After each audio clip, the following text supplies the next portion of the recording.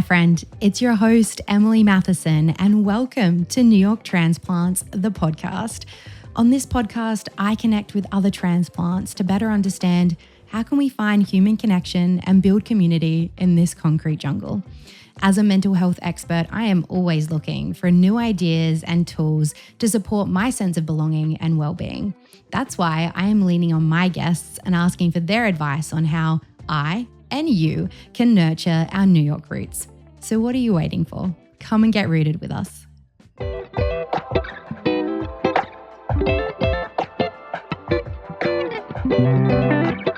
The first time I heard about Julia Hotz, my husband Dan was telling me about his childhood friend who was also in a long-distance relationship.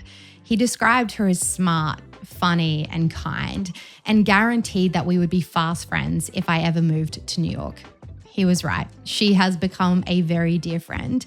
Julia has a reputation for being a social magnet. She has a knack for making people feel seen. She's the type of person that gives you a birthday present at her own birthday party. It's not surprising that she is now an expert on the topic of human connection and community and is the author of the newly released book, The Connection Cure. Just like her book, this episode covers so much ground. I think it's an hour-and-a-half episode.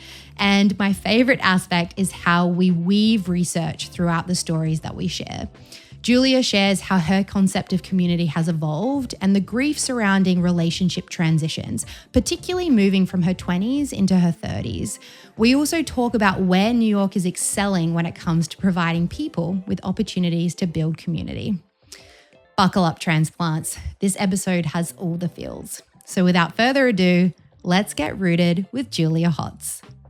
Julia Hotz. Emily Matheson. Welcome to New York Transplants, the podcast. Thank you so much. I'm so happy to be here in New York with my favorite New York transplant of all time. Thank you very much. I appreciate that. That's a lot coming from you because you, I feel like, are a magnet for all the different souls that have come to New York for various different reasons. And I have a question around that later. But I feel like you are definitely a magnet for all those who are needing to find community. Oh.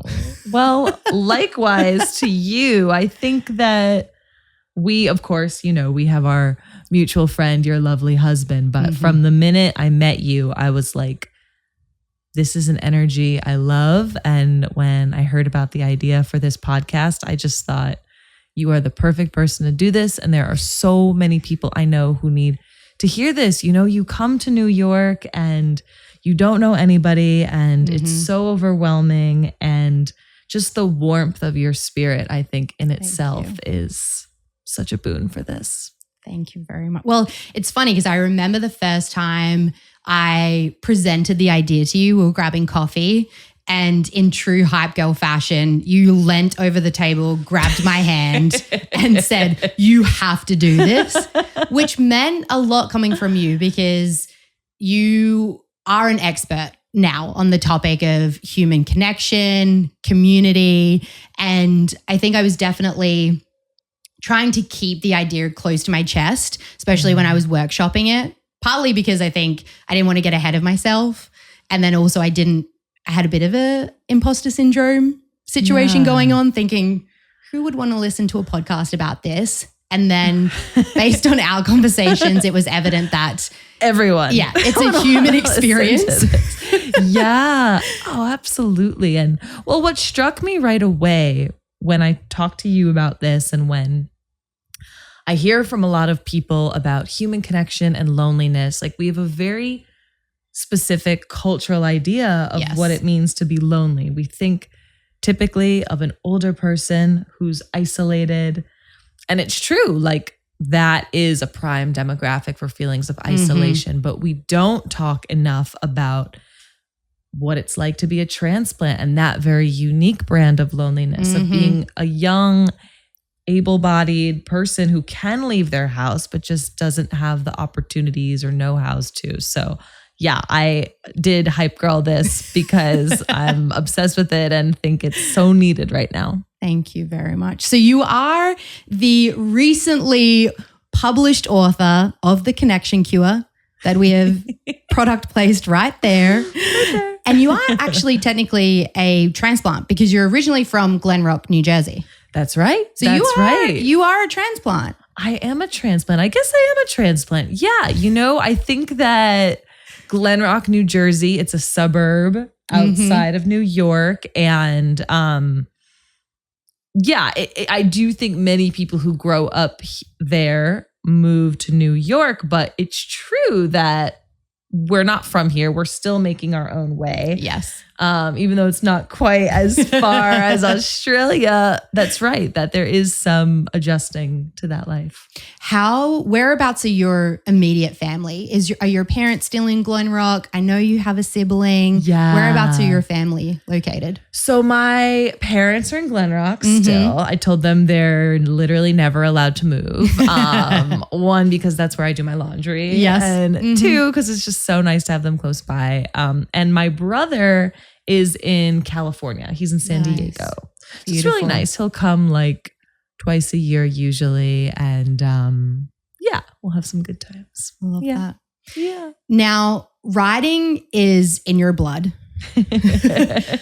You're a journalist. You have written beautiful articles. You are now an author of a book.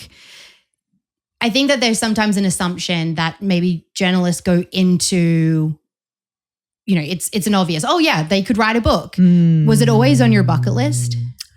That's a good question. Like, yes and no. I look back to like my 5th grade yearbook and it says, I always wanted to be a writer. And it's true. Like, I think in the back of your head, people who write, always have that as like kind of the gold star of what to do. Yeah.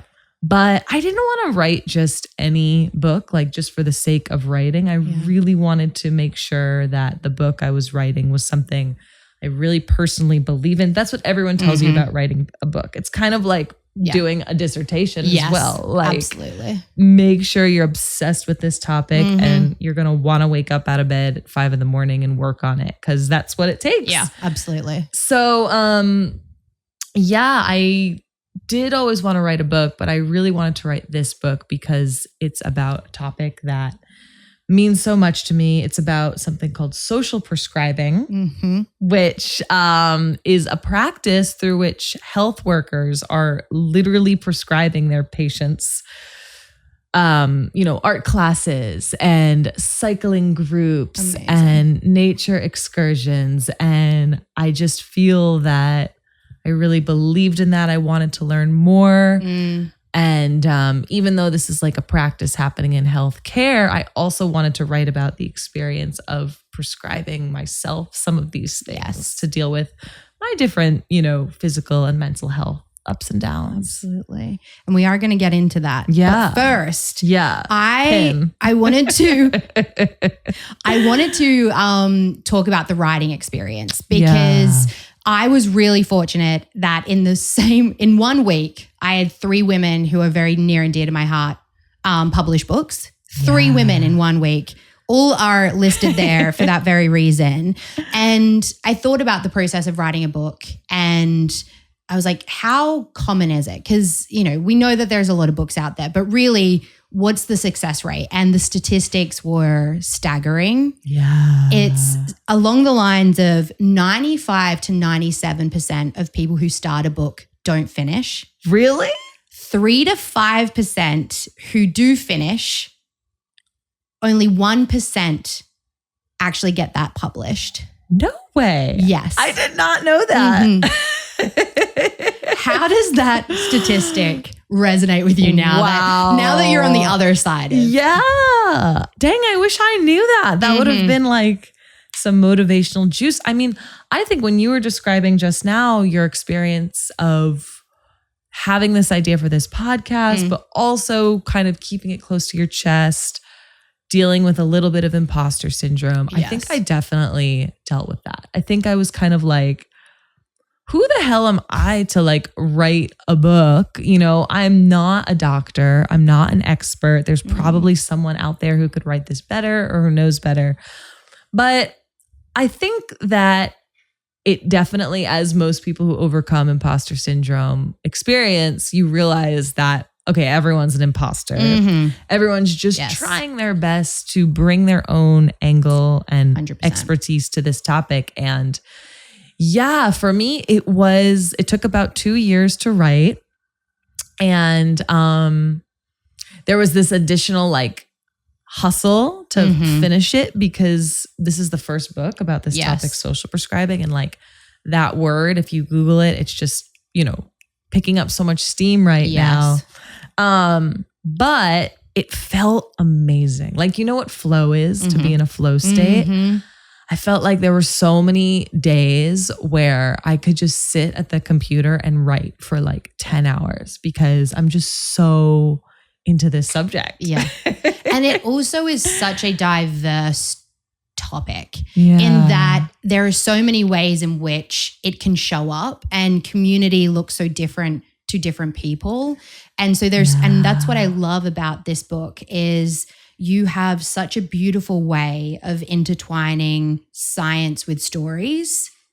And I think that is what makes, it's firstly a really hard thing to do, to be able to do that and do it well. And I think what makes the book so accessible and relatable is that we can see ourselves, but we can also see our friends and our family in the various characters and stories that you showcase. Wow. Gosh, it's like just compliment city over here. So much mutual love here, but thank you. Yeah, I mean, I think we live in a culture where we want both, just the science sometimes can stay in the world of science. Just the stories, people might think, well, this is not rigorous or based in science. Yes. And I think our work 100% is all about empowering people with information and with a personal connection to the cause, right? Well, because also the thing that I find comforting in statistics as a researcher is that those numbers represent people who are experiencing the same thing. So if I've ever had, a health situation or something come up in my life, whether it's myself or my friends and family, I automatically go to research and, academic journals because I'm looking for, I think, validity. Yeah. I'm looking for this sense of relatability of like, oh, you're not the only one who's gone through this thing. Yes. And so I think the thing that academics and researchers don't always get right is science, translation, and communication. Yes. Because when it's so dry and it's so black and white, it's so hard to consume that information. And even as researchers, go to a conference and it's so refreshing when you have someone on stage who really understands the application of their work to the real world. Yeah. And that's what I think is so important. You mentioned with that imposter syndrome, I'm not the right person to write it. No, actually, you're the perfect person to write it because if it is an expert or an expert on one particular aspect of the story, it can be very dry, one angle, whereas capture it all. Well, and it's about the one angle thing. I think about you and your research and how you're bringing such an important lens of like gender to this. Like sometimes, let's be honest, science research has been dominated by men, white men. And so the information we're getting sometimes only reflects that experience. Yes, absolutely. But that's why, it's so important, whether it's through research or whether it's through this podcast, we are seeing and validating and learning about the experiences of people who maybe aren't the most heavily researched in the industry, but have a story and experience that is so relatable for so many people. Absolutely. Yeah. Oh, we love that. We love that. Now you are currently in the thick of the book launch, which is taking you all over the world. Yeah. Would you like to share with our transplants the elevator pitch for the Connection Cure? Yeah, sure. Okay. The elevator pitch for the Connection Cure is that, modern medicine is amazing, right? I'm so grateful for all the advances modern medicine has given us, but it's also incomplete in some ways. Yes. And we know this because we're seeing rising rates of mental illnesses, lifestyle illnesses. And we're also seeing that our healthcare system can't keep up with that load. Like you and I, we went through a pandemic together 4 years ago, and in Australia, the US, the UK, everywhere it was this same story, I think, of there not being enough therapists, there not being enough hospital beds. And so there was a really important conversation opened about, are there some symptoms that can be managed outside of traditional healthcare settings? Is it possible that some of the, suffering we're experiencing is a product of the environment we're in? Mm-hmm. And so that's the pitch for social prescribing. It's having doctors and therapists literally prescribe us activities in our communities the same way they prescribe pills and therapies, as a way to honor both the medicinal value of that activity, whether it's creating art, moving our bodies, spending time in nature, and also the value of being with other people as we do it, affirming that we're not alone and making the journey of getting better, more fun, more human, and more sustainable. Absolutely.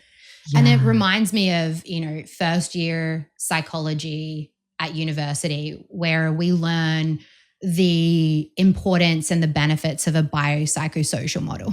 Boom. That's it. Transitioning from this medicalization of the body and really understanding that humans are first and foremost social beings. Yep. We require human connection to not only survive but thrive. Right. And that our mind and bodies are connected, and we need to be looking at both biological, psychological, and social determinants of mental and physical health. And I think that that's what, again, I love about the book, is making that more accessible in how the general public understands that. Because I think the other thing about academics and research and the medical space and wellness space is we can kind of, we are in our ivory towers and kind of preaching this information, and it feels daunting. It feels very prescriptive. It feels very right or wrong, like you're doing it or you're not doing it. Right. Whereas the biopsychosocial one is more diverse, it's more flexible, and it's more robust, because there's not one way to do things, and you can incorporate various ways to prevent illness and disorders. And I think it's about the prevention. And it can be enjoyable. True. You can do things that are enjoyable that help you survive and thrive. 100%. Okay, nailed it. 100%. This biopsychosocial model, it's everything. And like somebody had this analogy once, like a lot of people here in New York or elsewhere have pets, right? Yes. And people, especially today, are more aware that like if we just like leave a dog in a room all day, like that's not good for the dog's wellness. Like it needs to go to the dog park, meet other dogs, move its body, like play, right? Yes. And so it's funny that we intimately understand that for dogs, but for humans, we don't give ourselves that same grace. And I think, with the biopsychosocial model, during the pandemic, we were all kind of like the dogs in the isolated room. And it became really apparent that even for people who don't have like a formal clinical disorder, who don't meet the benchmark of all the symptoms, a lot of us were just not feeling well. And so what's nice about social prescriptions is that they are not only for the sick, but they are also for people who are feeling pretty okay most days, but still need a little boost sometimes. That's why some of the chapters actually call them like vitamins. There's culture vitamins and nature vitamins. And I think in doing that also, there's still a lot of stigma around mental illness. Yes.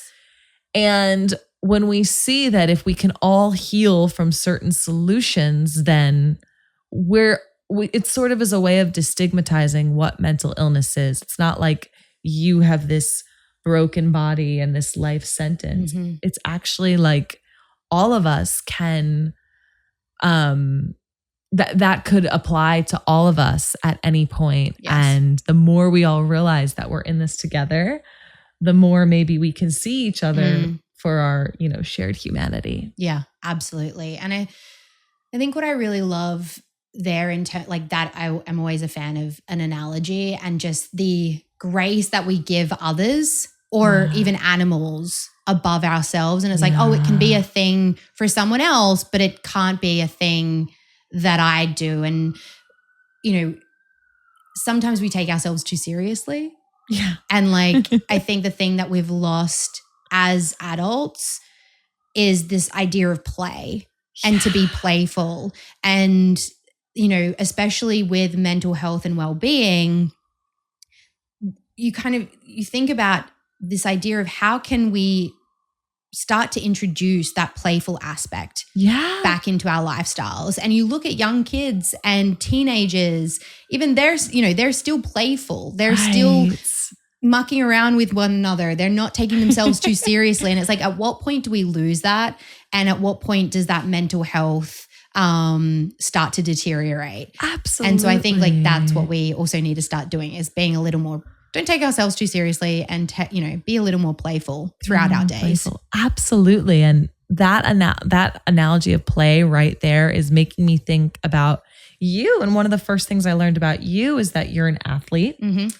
And I think a lot about how sports, when it's healthy and when it's fun, provide us an opportunity to literally play, to have teammates, to have a routine, something to look forward to, something to get out of bed. And I think that for a lot of us, when we go to school, when we're kids, we have all these built-in opportunities for play and for connection. Yes. And then when we leave school, or when we've aged out of that sports team, it can be so jarring, that before and after.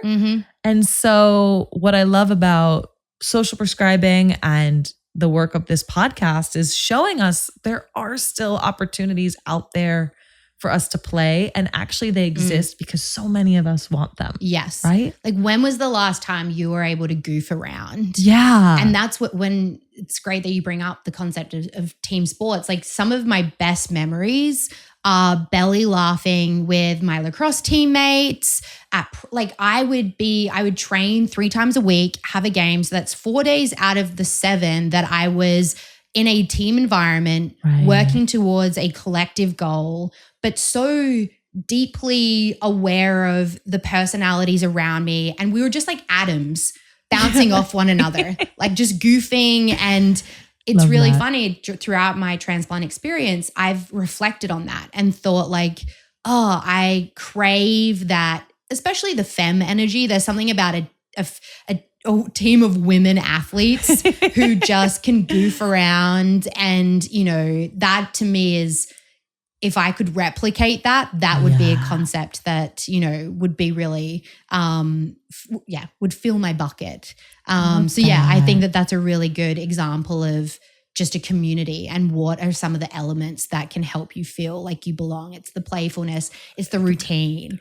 It's also the regularity of it. Yeah. Oh my gosh. That femme energy, and that, I'm just picturing you like giggly on a bus or warming up. It's so beautiful. And I was actually just reflecting this morning on my walk here, like passing a gym and seeing how, of course, like gyms are great. They encourage us to move. They're physical spaces people can go to, but it's very, very, very solitary. People have their podcasts or their music in, they're on the treadmill, just, cranking away. And I just wish culturally that there were more opportunities for us to move, but move in that way, move in that joyful, goofy, silly, team bonding way. Cause I think you're getting so many knock-on benefits with the movement as well that you don't quite get in like a gym or an at-home workout routine. No. And I think there's no better showcasing of that concept than the Olympics right now. Yeah. Seeing my social media has been beautifully flooded with these charismatic, confident, goofy women athletes from around the world. Like there is one athlete who I've been following for a number of years now, Alona Ma. She's one of the US rugby players.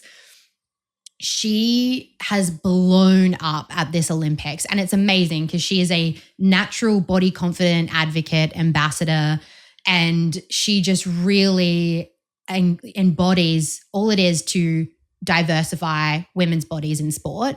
Love but that. also just seeing how people, again, are attracted to her, and she is a magnet for playfulness, not taking herself too seriously. Yeah. And so I think it's really nice that we're seeing that showcased. Yeah. And that young girls, and even if she's an inspiration or these athletes are inspirations for, 32-year-olds, 50-year-olds of like, Totally. how can I get involved in a space like that? Yeah. 1,000. Oh, I love that so much. 1,000%. Because there's some statistics in the book that talk about the way movement is one of the kinds of social prescriptions we profile. It's also one of the New York transplant categories.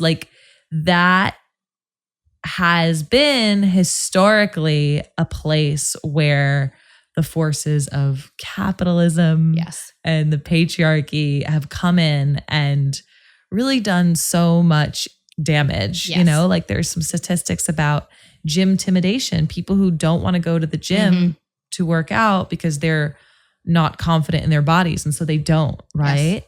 Yes. And also just one of the chapters in the book is about a sea swimming prescription. Oh, it was one of my favorite pieces. Yeah. Yes. I mean, and it's these badass women who are over 50 and, they were prescribed this because a lot of them had struggled with anxiety and depression. And it's found that everything from the cold water to the movement to the sport to the team element of it, that this is actually really effective for certain symptoms of depression. And I remember showing up to the beach that day with these women, 50s, 60s, and it's freaking cold out. Were you wearing a wetsuit from memory? I was indeed wearing a wetsuit because I was like, I need every little bit of protection I got. But these women are in their one-piece bathing suits, bodies out. And one of them said to me, I don't know if this made it in the book, but one of them said to me the first day I was like you, I had my wetsuit, I was covered. But when you're actually in the water and you're immersed in the activity and you've bonded with these fellow swimmers, it's like an out of body experience. All those insecurities sort of wash away because you realize nobody's focusing on that. And remind me, was it women only? This one was women only. Yeah. And that resonates with a lot of the work we've done in the space of body image and movement, where you remove the male gaze and you remove that kind of, again, this isn't to say that all men are predators.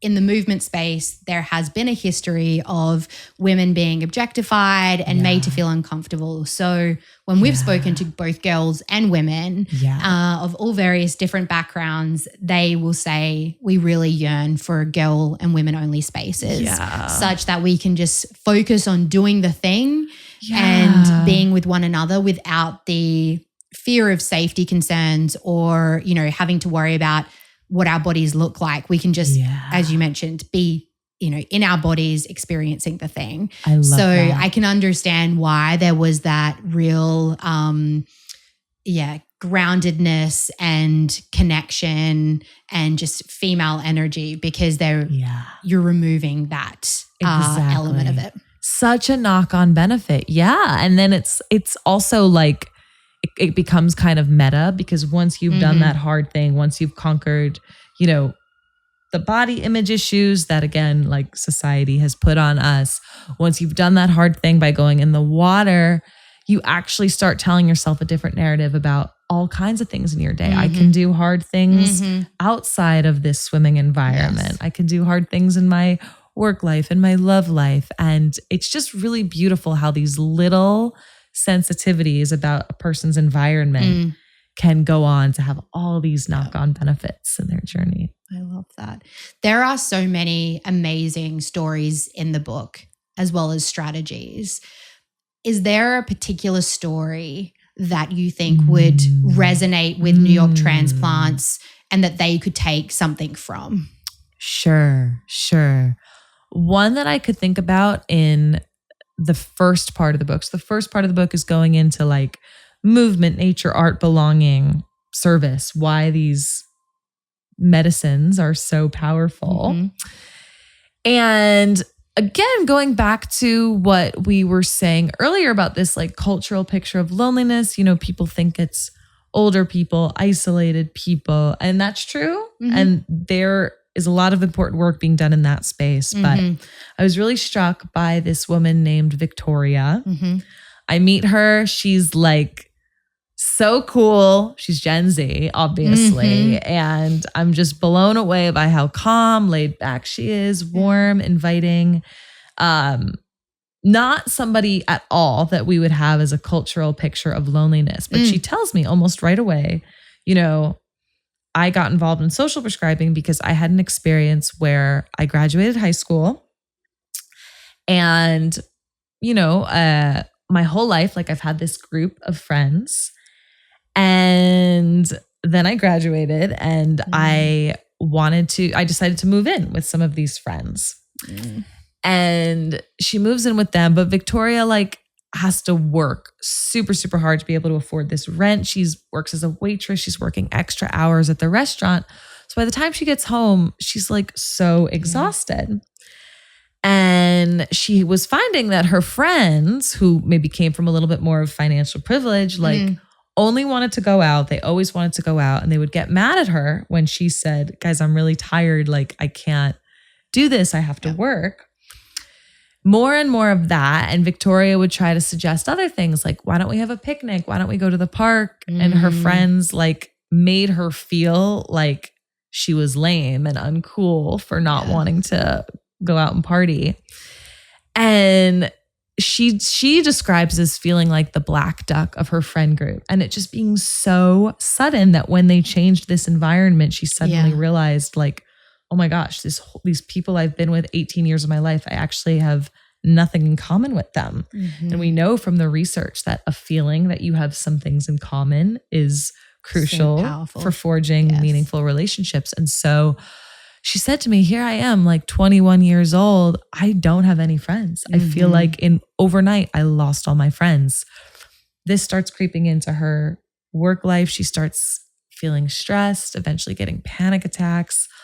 Ultimately, she goes to therapy, which was amazing. And she's super, super helped by this talk therapist named Sagan, who helped her realize, you know, you don't really know yourself. And that's a beautiful thing. Yes. Because it's something that you can put time and effort into to get to know yourself. And in order to meaningfully connect with other people, you have to get to know yourself. Yes. So making a long story short, Victoria's story is a happy ending. She ends up getting a social prescription. So Victoria's also Black. Yep. Comes from a big immigrant Jamaican community. Yeah. And, you know, but was curious more about her culture, right? Her culture of being a Black woman in Canada. Yep.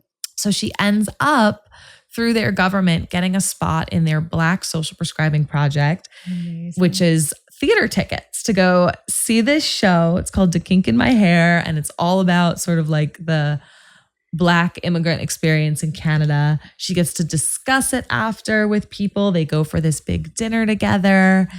And at this community center, they host all kinds of like cultural activities as part of this program. And Victoria doesn't sugarcoat it. She's like, look, it's not like I go to one of these things and all of a sudden I've made my best friends. But it left me feeling like, okay, I'm not the problem. I'm not so broken. I can get to know myself. And even if I just go to this and like have 2 conversations that are meaningful, if I can laugh again, then it'll have been worth it. Oh, I love that. And again, it is so relatable. I think for so many people when they're going through those transition periods of either going from high school into college or college into your first professional job, or as a transplant when you are you have a shift in relationship dynamics and also a shift in identity. And when that doesn't fit anymore, it's an automatic assumption that, there's something wrong with me. If I can't conform, why am I now different, but everyone else around me has remained the same?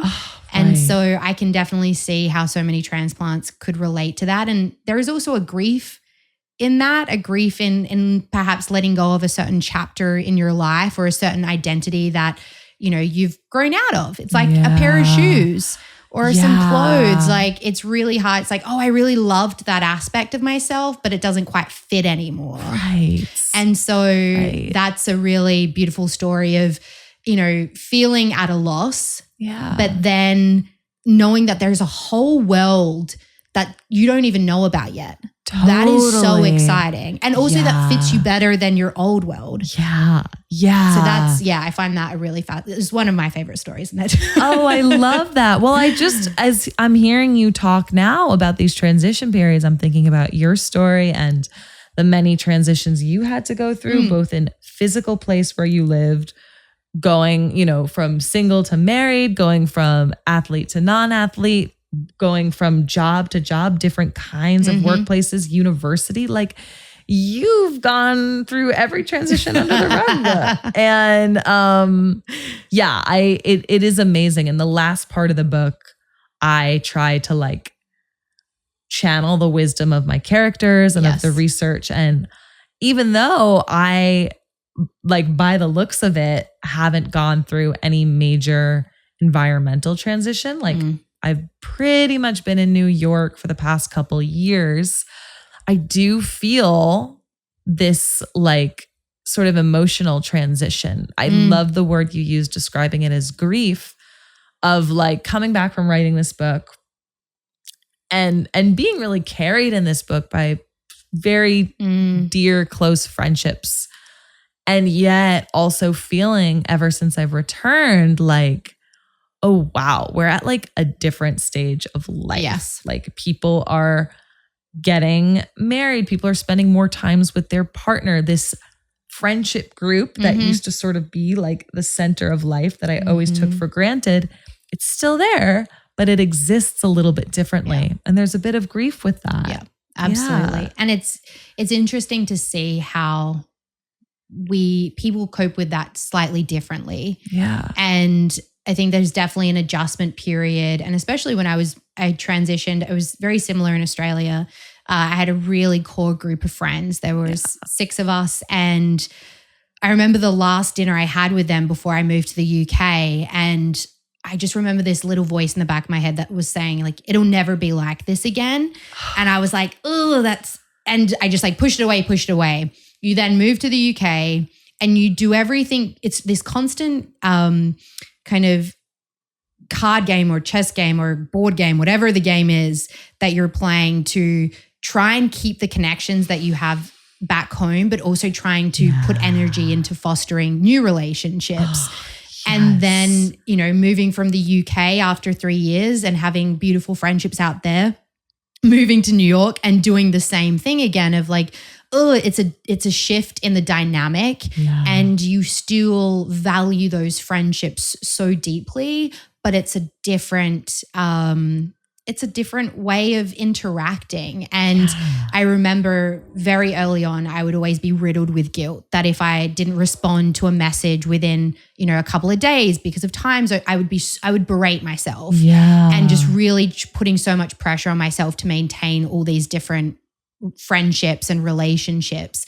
And so, I think people cope with it differently. And so honoring that transition and those changes and sometimes just acknowledging them. I would acknowledge to my friends, hey, I'm really struggling with the time zones, or I'm going to miss out on your engagement, or, you know, like there's so many things that happen. And sometimes you just need to say it and acknowledge it. And that takes away so much of the pressure or the distress. Oh, yes. Because otherwise, you're building it up in your head. And God, that's so healthy. And it made me think of what I wanted to ask you about, like in addition to that sort of keeping up with them when you're physically apart.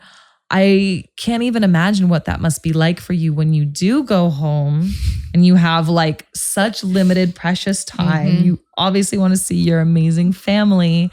Like, how do you navigate that with wanting to spend quality time with this these friends, but also balancing like the many other things you want to do in your home?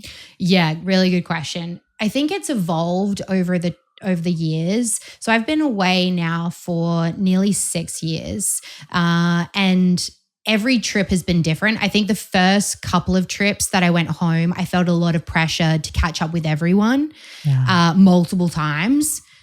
And I'm very close with my parents. So there was also this, I really just needed to prioritize them and wanted to prioritize them. And they were also still getting to know Dan. So it felt like this very precious time that we had with them that felt sacred and that I had to protect. Right. Every trip has looked different in that, length of time that I'm there for. And I've had to be realistic with myself and put various boundaries in with, my time, and just being realistic about like, I can't see people 3 times out of the 3 weeks that I'm there. And sometimes going, okay, there's certain people that I will catch up one-on-one with, and then there's people who I'll see in a massive group.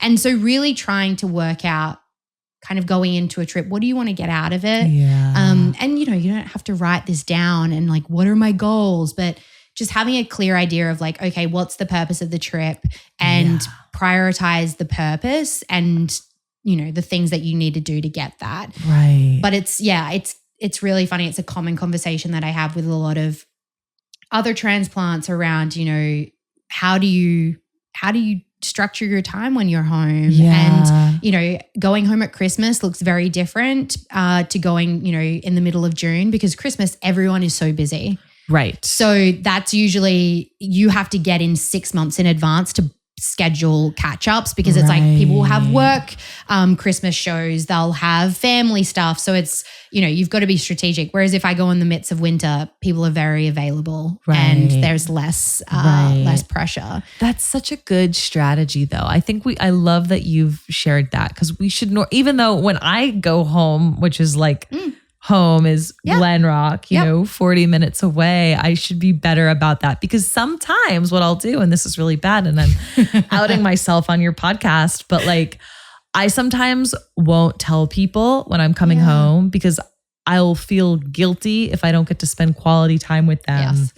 And then of course they always like find out and they're like, why didn't you tell me? But it's exactly that. I think you're so healthy about setting expectations for yourself and for other people, that time is limited and it's so sad. But the more we can just go in with a specific purpose and a plan, I think there's less disappointment all around, right? Yes. And I think that that's it's a double-edged sword, in that your anxiety is driving you into behaviors that are actually counterproductive. Yeah. So for example, I was very anxious of not being able to see everyone. Yeah. And then I would overbook myself such that I'd either have to cancel because I was really burnt out, or I just, double booked. Like I would overcomplicate the situation because it was spurred by anxiety of trying to please everyone, that you end up not pleasing anyone because you have either overbooked or myself. Yeah, exactly. So I think it's really important to not, be driven by the anxiety to please everyone and trying to do it all, and just strip it back to what's the purpose, see your core people. And then, it might be the next trip that you have a slightly different approach to it because you haven't seen other people. It is extra pressure because you're traveling 30 hours. Right. Yeah. It's not just a trip down the block, but that's so good too. Cause I also think something that might happen when transplants go home, or when I go home, is like, when you try to squeeze in so much, like 30-minute coffee here, an hour lunch here, it's like, what are you really covering in that time? And just contrasting that with what you talked about earlier, these like beautiful moments of being on your lacrosse team and having silliness and goofy energy. Like that is the stuff I think that we all crave. And when we try too hard to plan for it, or when we don't, give ourselves time to let those sort of natural connections happen, like sometimes it can feel like when I'm reconnecting with old friends, it feels a little like sterile. Like, okay, let's go through the basics. How's work? How's the boyfriend? How's like the an job? agenda. Let's tick this off. Let's tick that off. Yeah, no, absolutely. In saying that, sometimes my friends and I will literally have a list of things that we are like, we need to get through this. And like, because it's so important that we cover those 5 topics, because I've been holding on to it. And then, you know, you just kind of let the floodgates open and then it's this back and forth. So I could never imagine a 30-minute coffee with you or me, which is so funny. But yeah, I think sometimes it is, you're so right. You need to allow that readjustment and that recalibration, because you haven't necessarily been around these people for an extended period of time. There are some people for sure, like it's like no time has passed. And then other relationships require a bit more time to get back into the flow of things. Yeah, for sure. I love that. So through this research and through the book, you've been exposed to so many different cities, countries, cultures, Australia being one of them. If you were to choose one city or country to be a transplant in, what would it be and why? Such a good question. That's such a good question. You know, like the book talks about, and the most recent estimate is that 32 countries have social prescribing in place, which is great. That's amazing. Yep. It's like really, really growing. I do think a lot of the focus is still on older adults because they do. So some of this spread is motivated by what we were talking about earlier, this pressure on the healthcare system. In the UK, for example, there's a statistic that 1 in 5 people who go to the doctor are going for purely social reasons. To have that, because that might be the only person that they get to see exactly in that week. It's really interesting, that point. I remember, and I don't quote me on this, but there's, with the loneliness, it's almost like a U curve. Yes. Because that loneliness does happen a lot among young people, and then it reduces kind of through middle age, and then it peaks again in older age, because during middle age you have like, you know, your partner, your children, your extended family. But when I was fascinated by that, this loneliness prevalence among the younger people, which again speaks to your earlier point about it not being really highlighted and it being typically an older person issue. Totally. And to your earlier point about transitions, like you could imagine that all those young people are going through so many different transitions. And of course that's going to bring, you know, feelings of loneliness and isolation each time. So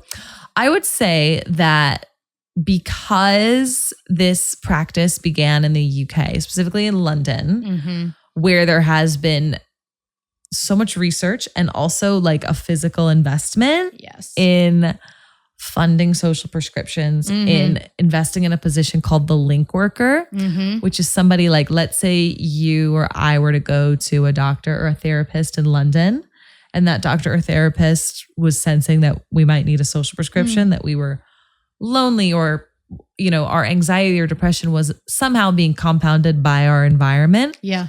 They would then set you up with a link worker, which is somebody who has time to like get to know your story. Yes. And get to know, I should have said this from the beginning, but like the sort of tagline of social prescribing is about shifting from what's the matter with you to what matters to you. Yes. And so that link worker would sort of like do an inventory on you, maybe understand that like a place where you felt peak connected was on your lacrosse team, and would try to find, based on their knowledge of the local area, what other kinds of opportunities exist to help you recreate that specific form of connection.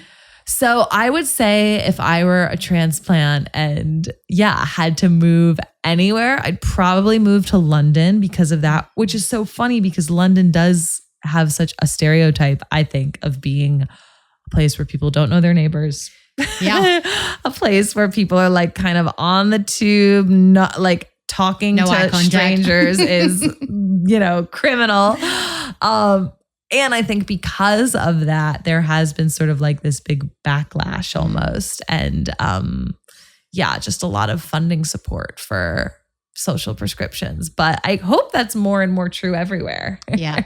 I mean, 32 and counting. Is Yeah, that correct? yeah. That's amazing. I think there's like 170 countries. So I don't know what the percentage of that is. Yeah. But it's pretty good. It's pretty good. I love that.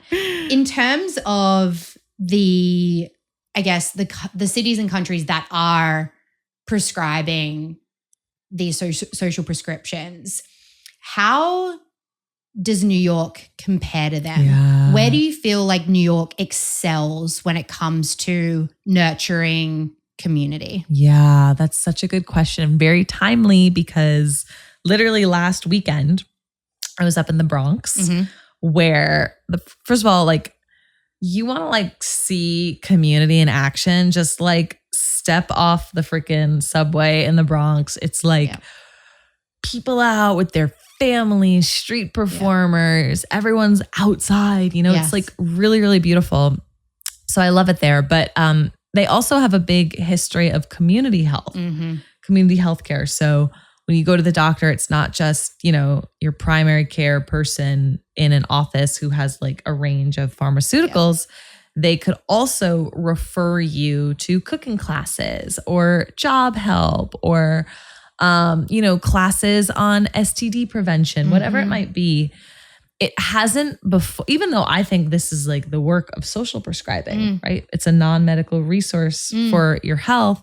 It hasn't really been tracked. Interesting. Until now. So Urban Health Plan in the Bronx is leading one of New York's like first formal social prescription programs. Amazing. And I was up there last weekend because they have a big history of partnering with arts organizations. Yes. So like there's, for example, a book club that meets and discusses, this book. It's really targeted towards the Black community and they choose books by Black authors. It's amazing. There are, what else? I mean, I saw this amazing like salsa group. You could take dance lessons.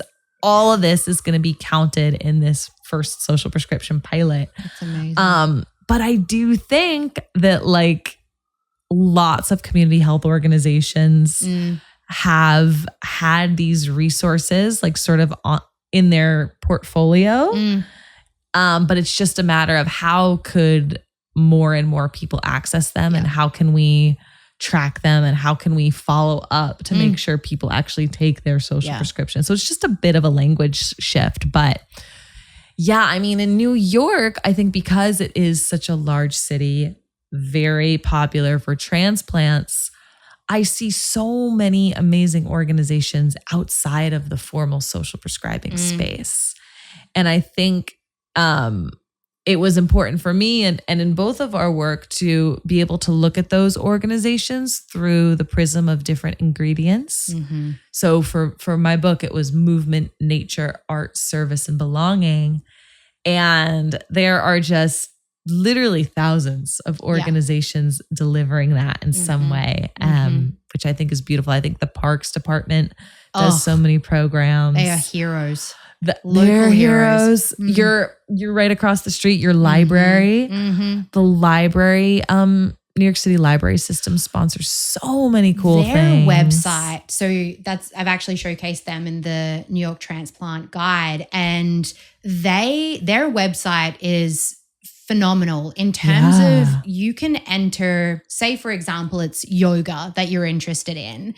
They will have a list of events that pops up for yoga across the various boroughs. I love that. All free, which is so crucial. So crucial. And I think we forget about libraries. I genuinely think we have forgotten about the it's the original purpose of a library was a public space for service. It was to provide access of knowledge and community to the various neighborhoods and cities. Right. And it's a free service. Right. It's use it. But I think it's either, I don't want to say cool anymore, but I think it's just taken for granted. So for granted. Definitely. That's so cool. I did not know that about the website. I have to check that out. But it's amazing. And also the way that I think to your point, like they're going beyond just books and like they have recently sponsored something called Culture Pass, which is phenomenal. Yeah. You show your New York City library card and you have free access to like all these different cultural institutions. I went to the Guggenheim right around the corner. We went to the Met. When my mom was here, we had free tickets to the Met because we were able to use the culture pass. Amazing. Yeah. But again, it's awareness. Yeah. It's really interesting. I think it's, and this is one of the benefits of social media. I think to be able to share your experiences and, create awareness around these organizations is crucial. Yeah. I think there's a fine line between how many organizations and possibilities are here in the city because it can feel crippling and overwhelming. Right. And then yet there's a whole world, like to, your character Victoria, there's a whole world out there that you might not know about. Yeah. It's just having that connection made for you. And if that's facilitated by a professional or, someone who's familiar with that local area, it makes it just so much easier to do the thing. 100%. 100%. It's the awareness. And I think why I'm so grateful for you and this podcast, like it's making it culturally like cool, We'll see. Yeah. But I think that, I don't know, I just don't think we often connect the like loneliness or anxiety or, sadness or stress that we're feeling with the offerings in our community. And I think that's starting to change. I think it's starting to change through social prescribing. I think it's starting to change through New York Transplants because like this is so universally felt, just longing for deeper connection. And, I'm an author. I'm grateful for the books on the subject. I'm grateful for all the like wisdom that's out there about this. But ultimately what we really need to do is just explore these opportunities that have more often than not been around us the whole time. Yeah. And normalize that. It's just part of if you think about your life pie and all the different aspects that go into it, you have maybe your partner, your friends, your immediate family, your work, like you want to diversify that pie as much as possible. Yeah. Such that if one area of your life is suffering or is going through a transition period, you don't feel like your whole world is crumbling. Right. You can lean on other aspects and just, if you can integrate them, it becomes less overwhelming. It's also a time thing. Yeah. It takes time. And that's what I constantly hear from people is like, it's not, like Victoria said, it's not going to happen. I'm not going to make a best friend overnight. And that's not necessarily what she's looking for. Yeah. But it's just taking that first step. Right. And integrating 100%. it weekly, monthly. And you know what I love that I'm realizing now with it taking time and what I'm grateful for the guide, the New York Transplant Guide, is like, just as, we toy around with our diets and our exercise regimens and our sleep regimens, like there are so many different things we do for health that we understand are going to be specific to us, are going to involve some sort of self-reflection to perfect and to get it right. We should be doing the same with, our social prescriptions or our community activities, just because like maybe you will, and this didn't happen in the book, but I could see somebody going to some club or some event and being like, it just wasn't for me. That wasn't my vibe. Absolutely. And normalize that. You didn't fail. Normalize that. You tried. And there's no side effects. Like, that's another great positioning of this and like the conversation about medicine. Like if you prescribe yourself some, like a cooking class and you're like, oh, it wasn't really for me. I didn't really vibe with the environment or the instructor or whatever. It's like, all right, all you've lost is 90 minutes of your life. Yeah. You try again.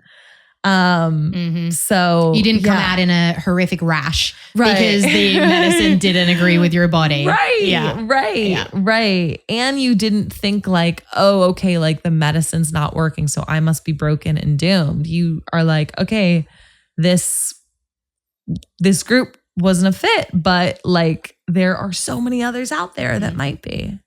On that note, how, again, so the first part of the book is very much showcasing, social prescription and the various stories across the world. And then in the latter part of the book, you talk about your experience of actually implementing some of those teachings and learnings. I want to avoid spoilers, but are you able to tell us a little bit about how what are you doing differently now when it comes to fostering your sense of belonging and community? Yeah. Such a good question. We can spoil away. This is a nice listener community. But, I think that part of the book was one that at first I really didn't want to write. I didn't think that this was an interesting or worthwhile story. Like, girl goes through a breakup is sad, or like girl is stressed about work emails, like all these very normal human experiences. But that's just it, being like, these are normal human experiences. In this day and age, they're increasingly normal, right? To have stress from work, to be ruminating about like parents getting older, or about a breakup and what went wrong, and stalking their new girlfriend on social media, like all these things that I do. Normal human experiences. Totally normal, totally chill. But like feeling like really sad, really stuck, really anxious, really frustrated. Little symptoms that are not equivalent. I want to really stress this, are not equivalent to someone struggling with major depressive disorder, generalized anxiety disorder, chronic pain, but could easily develop into that if it continues, right? And so what I try to do in that last part of the book is channel the research from part one, channel the stories into myself. So let's take the breakup example, maybe one that actually is a precursor for a lot of transplants. Like a lot of people, when they break up, they'll move to a new city, right? Yeah. Or might move to a new city to be with that partner. Yes. It's not working out. They break up and they find themselves in a new city without the core person they intended to have that experience with. Totally. I've heard that many a times. Yes, exactly. And oh my gosh, like what a knock on bummer, right? Yeah. Double bummer. So what the research says, not going to surprise anybody, that like checking your ex's social media is so bad. It registers so many of the parts of the brain that are associated with physical pain. It's so bad we do this, but we all freaking do it.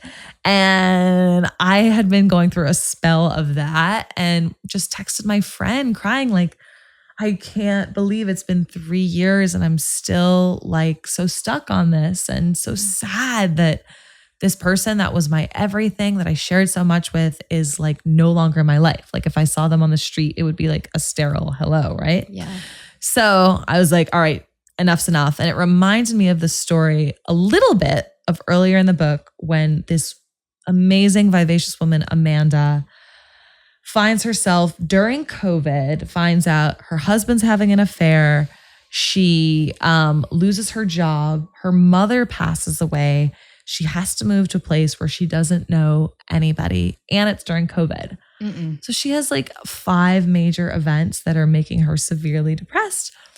And what she does for herself, and what she finds and the research supports, is that feeling of stuckness when these just like sad things happen to you are literally treated by moving your body, right? Yep. And not moving your body in a way of like, you got to pound out 30 minutes on the treadmill, but doing it joyfully with other people.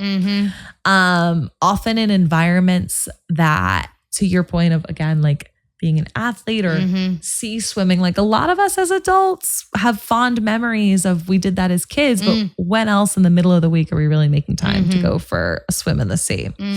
So what I do is, unfortunately in New York, it's not a lot of water. Not a lot of like beautiful, crystal clear, cold sea swimming water.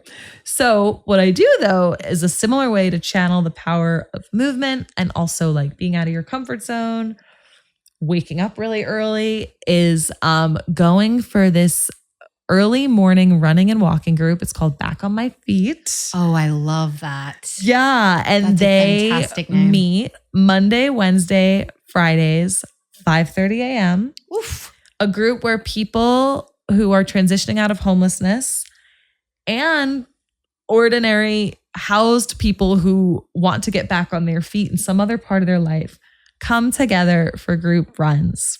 I love that. And so I did one of these. And of course, like anyone who's ever woken up early and has agreed to do some movement thing is I'm a morning person and 5:30 is not. Yeah. It's shock to pushing the it. system. Totally shock to the system.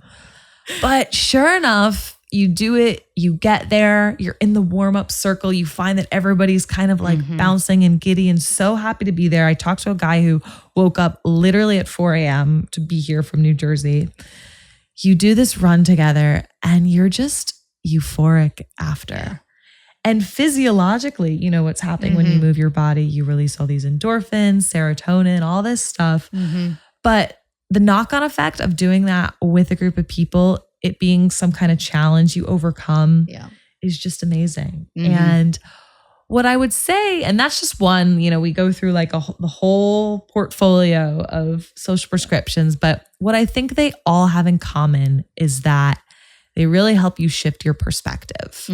It's so easy when we're alone in our apartments, we're scrolling through our feeds, we're going through old text messages to just feel like things are going to be this painful forever. So true. But when we physically change our environment, we change our mindset and we become hopeful, right? We literally feel better. Yeah. And like that, to kind of circle back to episode 1, that's exactly what inspired this podcast because, you know, I was sitting alone in an apartment, sub-freezing temperatures. Dan was away. I was seeing all of my friends back home in Australia after having just been there in the midst of summer, you know, and feeling so incredibly lonely. Yeah. And in therapy, we would call it behavioral activation. Again, a really simple therapeutic concept where, you know, you do an activity that is of interest to you, that typically brings you joy, and that will help with the momentum. Start small and then gradually work your way up. Again, these are really simple concepts, but I think when it comes to mental health, people, because of the stigma, but sometimes it's just overcomplicated. Yeah. And it's like you have all the arsenal and all the tools in your toolbox. Yeah. It's just sometimes having the language of like, oh, I'm already doing the thing. And that can help with people's belief in themselves and the motivation, because it's like, oh, I can do that. Yeah. It's like, yeah, you can. And it just sometimes takes just ripping the Band-Aid off. Right. To be able to do it. I absolutely love that behavioral activation. And it's reminding me like some of the you know, because like we said, I went so many different countries and a lot of them were translating into English for me. And the translation of the question they would ask their patients, like a version of what matters to you, is what activates you. Oh, there we go. And I think about that word, like activate, you know, it implies that you're being active, you're being present, you're choosing to go from this sort of passive and ruminative state to a different state, to a different environment. To being energized. I really like that. So what was when you were in that, like, you know, cold New York apartment, scrolling, you know, what was the thing that activated you? I actually, and I don't think I said this on the episode, I caught a glimpse of myself in the mirror and I was this sad little sack on the couch. And I just was like, what am I doing? It was honestly just being in this state of self-pity and sadness. Like I was sadness from inside out. And if anyone's seen that movie, it's just glum and ugh. And I didn't want to marinate anymore. It was kind of just that capturing myself and being like, okay, come on, girl. Yeah. Come on. And just that quick shift in catching myself and being like, I don't want to do this anymore. I don't want to feel like this. And then it was signing up for a spin class. and then kind of the fateful spin class where I felt like I was struck by lightning for this concept. Wow. But it was just 2 seconds of capturing, seeing myself in the mirror and being like, come on. Yeah. Like if that was a friend, I would have like scooped them up and been like, we're leaving. We are doing something. And so again, just being the friend to yourself of, sometimes you got to lift yourself up, and it can feel really hard, but you thank yourself for it. Absolutely. Yeah. It's making me think of this title, The Connection Cure, our shared interest in like what really brings people a sense of connection. And immediately we think, okay, connecting with other people. And that's so important. But what I've realized too, especially with that anecdote you just shared, is like, it's also about reconnecting with yourself. 100%. I'm imagining you had this really physical picture. Anyone who knows Emily in person knows that she is the absolute dynamo, life of the party. To picture you sad and self-pitying is so, as your friend, so jarring.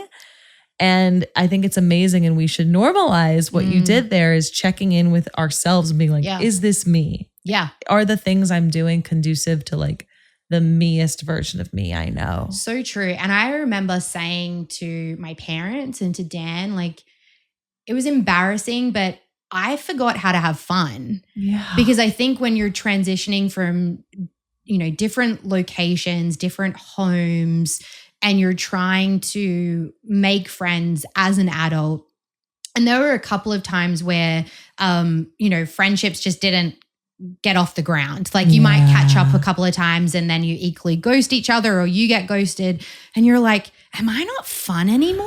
Like, am I not cool? Like you have that dialogue going on in your head. And it was like, I've genuinely forgotten how to have fun because I've been so focused on getting situated, finding my job, getting that moving. And then you have your immediate group of people. But, from the day-to-day stuff, I was like, what do I enjoy to do? Yeah. And so I think like that, again, several of the stories really resonated with me because you feel like you're a loser. And as an adult, and it's like, and we joked in one of the other episodes, like we're all weird. We're all losers in our own way. Yeah. It's just finding other people on your same wavelength and being, a little bit vulnerable about that and reflecting on like, okay, I find myself in this current situation. You've got 2 paths. Keep going down the path you're on and keep complaining about the thing that's happening, or you can stop thinking and start doing. Yes. And that's what and there were times where I kept doing the thing and kept complaining. Yeah. So there were times before taking action where I would have just been like, this is hard. This is hard. This is hard. And just didn't change. So yeah. What an amazing shift though. And I'm also thinking about, like for a lot of listeners, I imagine that it could be a little bit of a confusing moment to be like, what actually is making me unhappy? Because I could see someone, for example, who has moved for their partner or has moved for a job and associating their unhappiness with that, being like, well, I did this move because of this relationship, or I did this move because of this amazing work opportunity. And here I am unhappy. So like, it must be the job or it must be the partner, and the fact that we are recognizing like our social determinants of health, it's so much more than that. Yes. Even outside of work, even outside of our romantic relationships, we need things that get us out of bed in the morning, that give us a sense of joy, that bring us to people that we can call at 3 a.m. in a crisis. And I love your story because I think it's the check that we all should do before jumping to conclusions about other, elements of our life. Absolutely. Oh, Julia. I've got a couple more questions.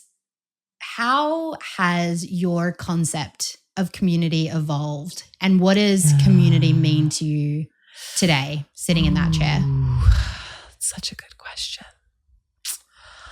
I think, like you, we have kind of a similar origin story of like being really fortunate early in life to have like a core group of girlfriends.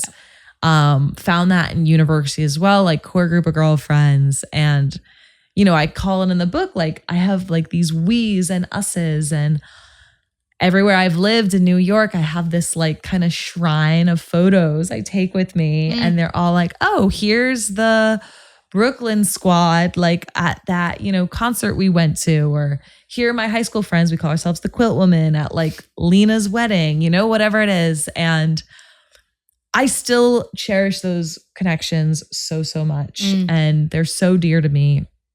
And every time I go to move that shrine though, I've noted, and I don't know, I think I've tended to do that with a lot of groups in my life. Like there's this group and there's this group and there's this group, and we're all like this unit who does fun things together. But every time I'm forced to take that shrine down, I realize like I haven't talked to those people since their birthday, besides like a sterile happy birthday text, or, you know, like even my Glenrock friends who I adore, we all live in different places now. We really do only see each other for weddings or major life events. And I think my motivating reason for writing this book, in part, my like sneaky reason, which I discovered later, is like, that was so sad to me. That these we's and us's that have carried me throughout my life, especially throughout my 20s, are just starting to find new we's and us's. They're starting their own families. They're starting their own groups of friends where they live. And what I ultimately find though in this book is that is a very universal experience, to want to have a we or an us. And it's why there are so many groups helping us reconnect with that. And to your great question of like, what does community look like? What does it mean? Of us totally reimagining what community could look like. It doesn't have to be this group that has inside jokes going back 20 years. It could be this group that I do this one thing with every 2 weeks. And some people are like 30 years older than me, or some people are people I would never naturally interact with, just because you don't really have opportunities to do that outside of your workplace or school as you get older. So it's funny, like I was thinking about, you were at my birthday party this year and I'm like, wow, a lot of these people are just totally random people that I've met through different experiences. So fun. Whenever you go to a Julia Hotz event, you are sure to meet some amazing person with a unique origin story. Like I just remember walking in, everyone was saying hello and was so excited to see Dan and I. And again, there's just this immediate warmth and embrace.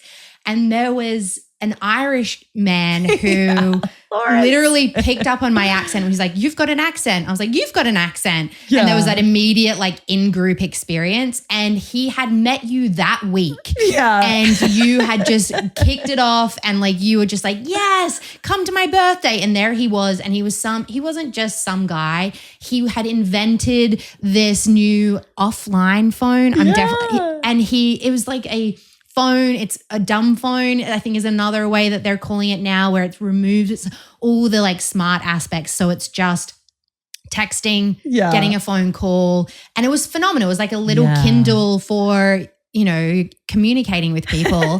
And he had this I was like, you're just not a dude. You're a cool dude who is contributing to community. And of course, you met Julia. And of course you're here. Well, that's just it. That's so funny. You have such an amazing memory. I hope every listener knows this. Like, if you tell Emily something 5 years from now, she's going to remember it. It's both a good thing and a bad thing.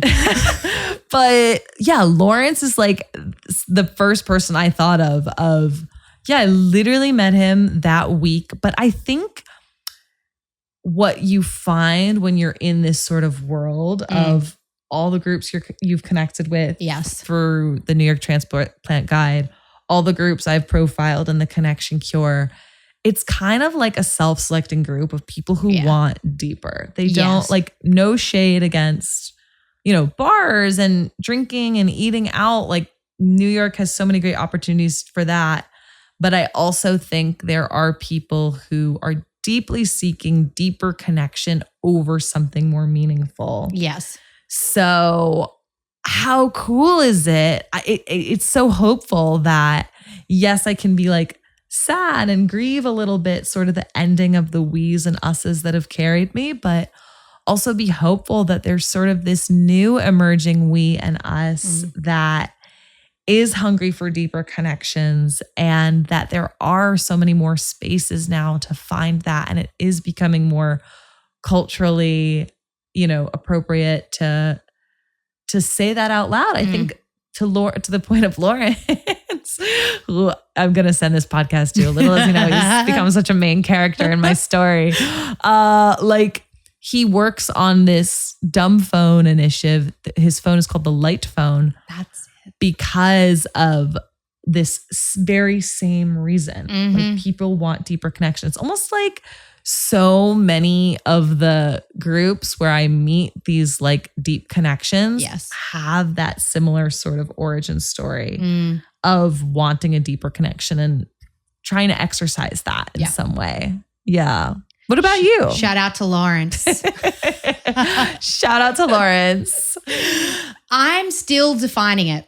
Yeah. And I think that's part of this experience and journey. I think for me, it's quality, not quantity is first and foremost. Yes. I'm not looking for a huge community. Yeah. I think familiarity is really key, is being able to your point, showing up in a space and being known. Yes. And being, welcomed with, a sense of familiarity and encouragement. And so, showing up time and time again and knowing that you can go to a space and feel like you belong. Oh, so that's the starting point. The irony is I started this with not really knowing what it is that I have. And I know what it is back home in Australia, and I know what it was in the UK. But I also think I want to give my own New York community its own chance of what can it look like, because it's okay for community to look different in different circumstances. Yeah. And I also don't want to try and replicate. Yes. Because as soon as you go down that pathway, I think it's just a recipe for disaster and disappointment, because I don't want to replicate what I have in Adelaide, because I have that beautiful space that I can go back to and that I feel a certain person in that space. Same with the UK. I feel a certain way in that space, and I'm just still working out what it feels like here in New York. Definitely. I love that though. And I think that's a beautiful answer right there. Maybe it is just that simple, and when you had just said now the importance of feeling seen and feeling a sense of belonging, I'm reminded of this research I'm obsessed with in the book from these psychologists, the Aarons, Dr. Arthur and Elaine Aron. They have like this, sort of viral list in the New York Times called 36 Questions That Lead to Love, which, hasn't worked for me. So it's a work in progress. But and they're kind of tongue in cheek with that. They're like, it's not literally leading to love, but what their research has found is like, these are the kinds of questions you can ask that can help build deeper connections. And once you have that baseline of like things in common, you can start going into deeper territory of like, what was the last thing you did that you're really proud of? Yes. Or when was the last time you cried? Like if you're at that level, but it's about, I think to your great point, seeing someone for not just the surface level, but what makes them who they are, their experiences. And I'm also reminded of this great research from another loneliness researcher, the late Dr. John Cacioppo, who also talks about the importance of quality over quantity, and defines a quality connection as being a confidant that affirms who you are. Oh, I love that. Yeah. Yeah. And this idea that both of them sort of converge on is like, we evolve to seek close social connections because we are trying to find ourselves in this world. And actually, we do that through other people. Yeah. We can't just like sit in a room and figure out who we are all by ourselves. It's the experience of how other people see us that can reaffirm our own sort of self-worth and self-concept. Yeah. Oh, I love that. My last question for you is a slightly different lens, but as a technical transplant, I think it's still important. Yeah. What was your I'm not in Kansas anymore moment when it came to New York? Oh, that's such a good question. I can't wait to hear what all your guests have said about this. It could be a surreal moment, a pinch me moment. It could be a this never would happen anywhere else but New York. Yeah. Okay. This is one that I think will be hopeful for New York transplants to hear, because I think New York gets this reputation, sometimes well earned, of being like everyone's minding their business, you know? Yes. And you know, no one wants to talk. Like everyone just mind your business. That's how we do things in New York. Yep. I was one day with I always have like a lot of bags with me. As you can see, I have one right here. And pre-tote bag technology, I was carrying like bags from Trader Joe's. Oof. You know. Yes. And these days you got to pay for bags in New York. So I'm not double bagging.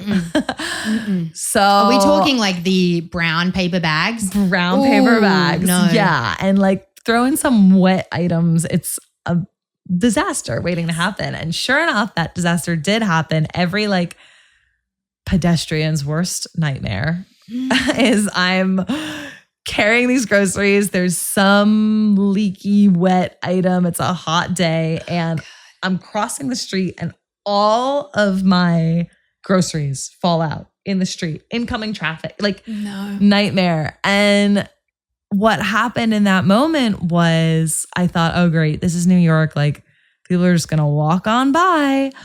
But nope, like some man immediately came and helped me. Some woman like stopped traffic while I was able to pick up all my groceries. Yeah. And I was just in that moment, I was like, wow, I say what you will about New York, but at the end of the day, if somebody needs help, like strangers will rush in and give it. Like they don't want to make small talk on the subway, but like if you need directions, if you need a hand. I saw the other day, like this woman had an enormous stroller and, you know, like immediately 5 people are like, let me help you carry this. Cause unfortunately New York, like the disability, that's a whole other situation. There was no elevator. So like these guys just carried her stroller down the stairs. And I think New York can be about that. They are functional folk. They are helping when it's logistics and function. They're on it. And I think it's funny. It's come up on a couple of episodes, like debunking this myth that New Yorkers, they might be gruff and rude, but at the core, they're kind and they're helpful humans. Yeah. And also it's strategic because getting you off the sidewalk or off the street is going to make it flow easier. That's true. Again, get out of my way. That's so true. I never thought about it that way. That could have been the true reason. Still kind though. Still kind. Julia Hotz. An absolute joy. As always. Where can people find you online, in person? It is a busy time for you with this book launch. Yeah, it is. But I hope that your listeners, whether they're in New York or elsewhere, will come find me because I do a lot of events. You can find me on my social medias, Instagram, Twitter, TikTok even, at Hotz Thoughts. Love it. And you can also go to socialprescribing.co, which is where I list a lot of this research, some resources, and my tour dates. So hope to meet some of the great listeners out there on the road. I love it. Thank you so much. Thank you so much. We always do this reach. Thank you for helping me stay rooted. I appreciate and appreciate you. Likewise. Thank you. Thank you.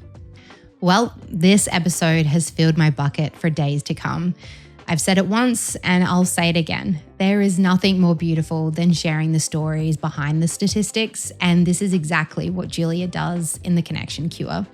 You will feel seen by this book, as well as learn the importance of asking yourself and others what matters to you, not what's the matter with you. If you want to learn more about social prescribing, then I urge you to read Julia's book, which you can easily access via the link in the show notes.